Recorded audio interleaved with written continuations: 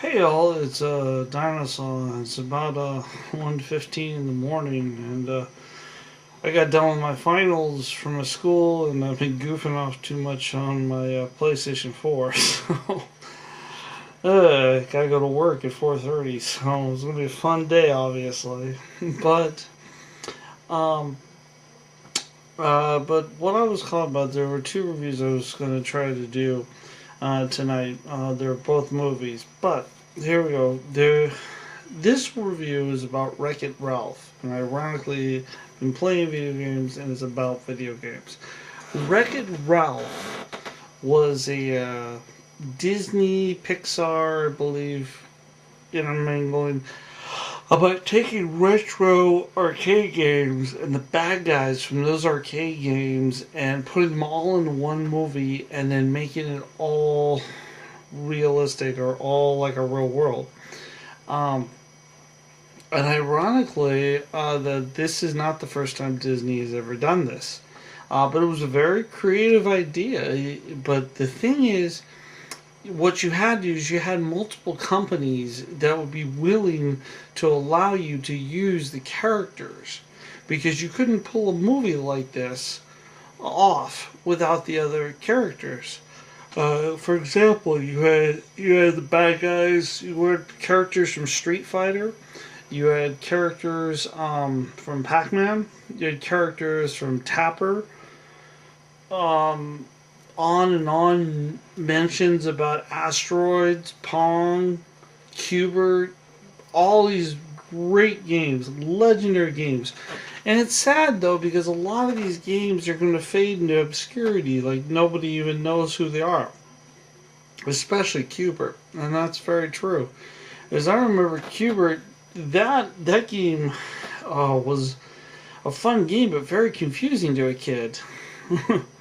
At least to me, anyway. I never understood the diagonal thing with the joystick. It wasn't until later where I started to understand it. But basically, the story is about Wreck-It Ralph, and what it is, it's somewhat of a play off Donkey Kong. And I think what happened is that to get these other computer companies to agree to do this, that there were certain rules they had to do, and no one could be disparaged. But you had to come up with a character that everyone could agree on. And thus, everyone could agree on Wreck-It Ralph with the guy with the big hands. All he does is mash buildings, and Mr. Fix-It guy, Felix Fix-It, shows up and fixes everything with a hammer. And that's what the whole plot is. So what these video game characters inside these arcade machines are, after 30 years, that are just characters that keep building, doing the same game, and they're like going to a job every day, day in, day out. And Wreck-It, Ralph is getting kind of tired of being the bad guy because all he ever sees is he lives in a junkyard while everybody else is having parties every day. He's in a junkyard. So what he does is he joins Bad Guys Anonymous or something. It's like Alcohol Anonymous, and tries to talk out his problems. And they say, remember, one game at a time. One game at a time. You're a bad guy. This is your job. And they kept making references, don't go turbo. And Turbo was actually a racing game from Sega. However, it was not the same game as it was in the movie. It was just a regular car game. Car just went straight up, and you dodged people with a steering wheel. So that portion of it was kind of interesting, but they say go turbo. But the first references was actually Street Fighter, which was pretty clever because there was Street Fighter Turbo, and they're like, "You're not going turbo on us, are you?" And they're like, "No, no, no," and everyone.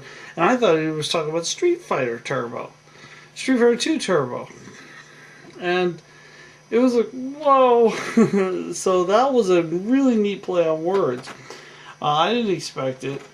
But what I loved about this movie was the cameos of the arcade characters and props it gave to games. Some of the most notable, wow, tired. And some of the most notable was Tapper, which was a Budweiser game. Now in the game, in the movie, he did root beer. And that's because Tapper, who was a bartender who listened to people's problems, he had 3 different versions of his game. He had Budweiser, he had root beer, and he had Sun Story. Now, of course, Sun Story was in Japan. Then root beer was in the places like Disneyland where they didn't want Budweiser, and Budweiser was pretty much everywhere else. Even in Chuck E. Cheese, even I played Budweiser Tapper.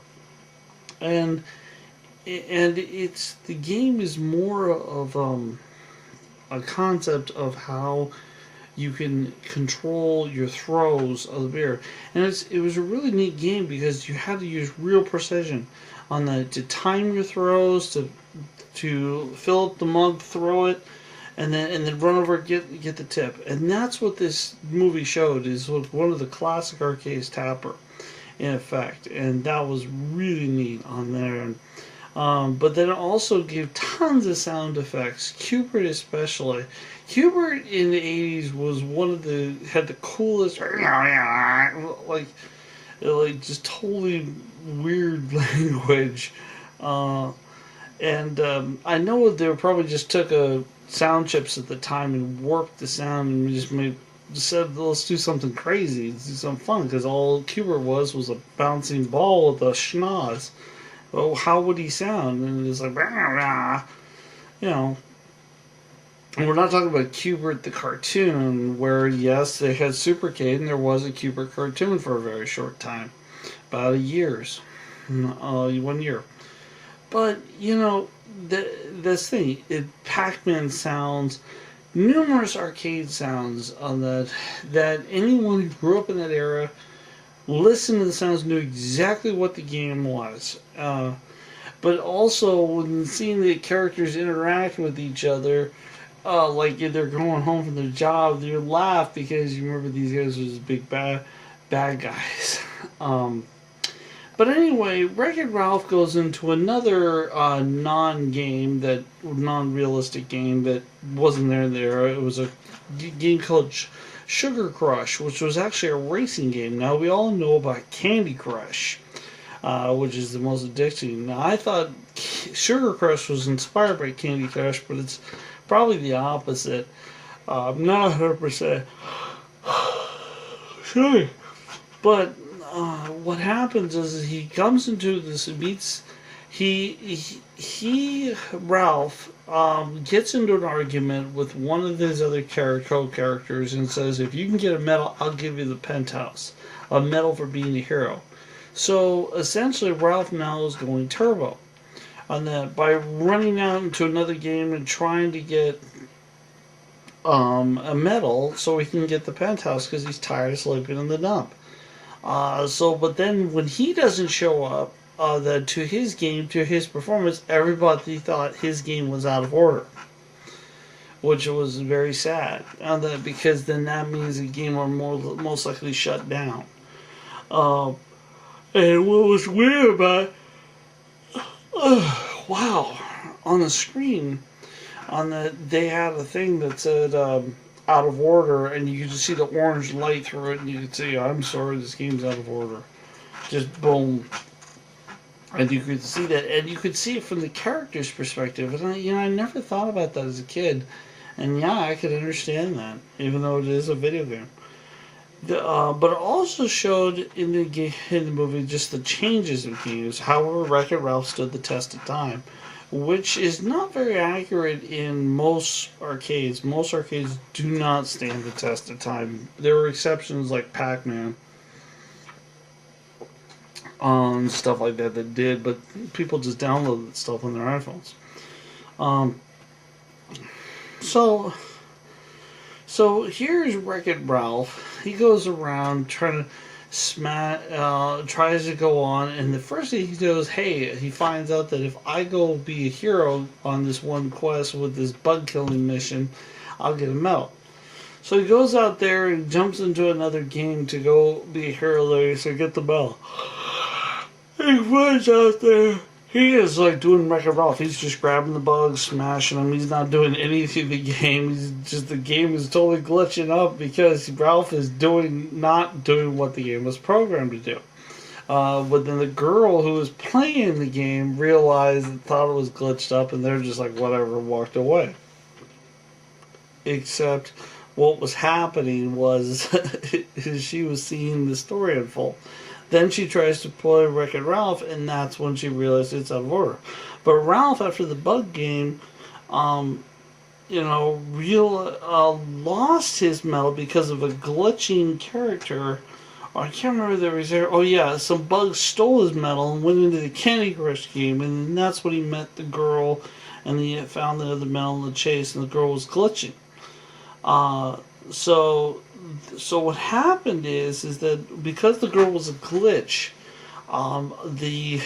at the time you would think the leader of that game told Ralph that the problem is that if this girl participates in a race, everybody's going to think the game is glitchy and no one's going to play it anymore. And she's a glitch. She shouldn't be here. Well, Ralph finally sells out his friend, smashes her race car because it's a race, and then goes back to his game, Wreck-It Ralph. But then when he looks through the glass, he sees the girl that he's been talking to is on the side of the artwork. So obviously she's not a glitch. So then he goes back to the game and to challenge this opinion. And then after some pressing, he finds out the person he's been dealing with this whole time was Turbo, the racer. Now, Turbo's racer was an interesting one. Turbo was the thing until a game called Road Blasters, which was another great game. But it's very one-dimensional. Came along and just kicked his butt. And then Turbo did everything. That's the term Turbo, because he went to that game and started messing it up. And then they got it to the point where both games were removed from the arcade. So it's just a lot of interesting aspects there. But anyway, fast forward, Ralph comes through, he saves the day, and then he gets into the car for her, she races, and then we find out that the king that was running Candy Crush is Turbo. He defeats Turbo, but he's going to do it as a price by killing himself, and thus killing everyone else. But with the little girl's glitches, she just glitched her way in, and it wasn't a glitch, it was her power. It just looked like a glitch. It was her power to warp. So she warped right in, took out Ralph, warped him back to safety on that before the end came for him. And that was a really good story. So overall, I thought Wreck-It Ralph was a great story, great nostalgia. It's obviously they built it more for the parents. And I think it's good the parents saw their kids, some of the parents who had kids, saw this with their kids so they could tell them, yes, those are games. Those are games when I was a kid that were just there, and there were so many of them. Now, what I could say real quick, with some games that should have been in there, one of them is Sinistar. That should have been there, because that was one of the first talking games. That was what just popped in my mind, is why isn't Sinistar in here? Because that would have been perfect. But I guess that maybe the name was a little too rough. The Ghost and Goblins could have been there. Contra could have been there. Kari Warriors could have been there. I get the fact that they had to cut things down on that, but I really don't understand the first point. Why they couldn't put Sinistar, because Sinistar talked crap to you in the game. He called you a coward, laughed at you, and you could just put him in the movie and he was done the same. It'd have been beautiful, but oh well. Overall, Wreck-It Ralph, it's a really good rating on that. I would watch it again. It's not a buy, but it is definitely a rent on that. But it's a great story. And if you have kids, it's all the better, because then you could introduce them to this retro gaming that you grew up with. Oh, I mean, there's other things. I'm sorry. There's Paperboy, 720, etc., etc. So, anyway, this is Dinosaur signing off. I hope y'all liked it.